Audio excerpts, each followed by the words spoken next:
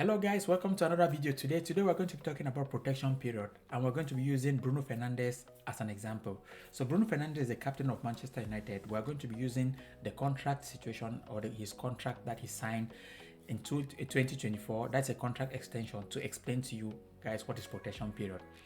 So first of all, we start by protection period. This is a term used by FIFA to try to protect both the club and the player.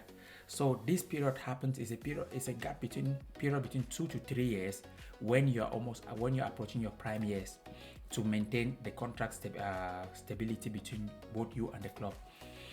So what am I trying to say? So let's take, for example, Bruno signed his contract at 2024, and he signed that contract when he was 29 years. Okay, so at that time, because he had passed 28, the protection period was 2 years. Hadn't been he signed that contract when he was, let's say, 27, the protection period would have been 3 years. So this is how protection period works. So if you are almost approaching 28, the protection period is 3 years. If you are past that 28, your protection period is 2 years. And this and for Bruno Fernandes' case, he signed that contract when he was 29, which means he has passed. So the protection period was 2 years. So thereby I'm explaining this is a period where the club cannot breach that contract, or if you breach the contract, you have huge consequences. That you can have huge financial compensation, and also huge ban. Of course, in a normal contract situation, people, if you breach it normally, you pay compensation to the player or whatsoever. But during this period, as I'm explaining, it is more severe. So that's the difference between a protection period and when you're not into a protection period.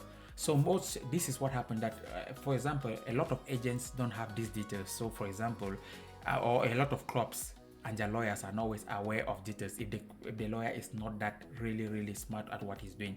That's why sometimes you turn and you hear a club has paid a huge amount of money to a player due to certain legal rights for a player. So normally, if you're an agent, these are the little details you always need to pay attention, and also a club, you need to pay attention with these kind of things.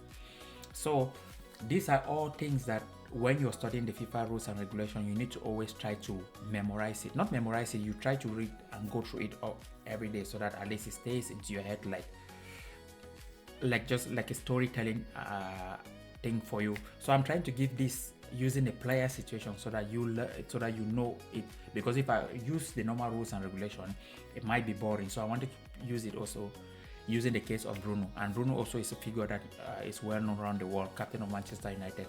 So I hope I explained this to you people, and you understand, those who are writing the FIFA agent exam, and also the people who are not writing but also normal agents. Okay, so and also for those who are writing the FIFA agent exam, remember I'm hosting a course who starts 7th of April. I'm going to be dropping a link.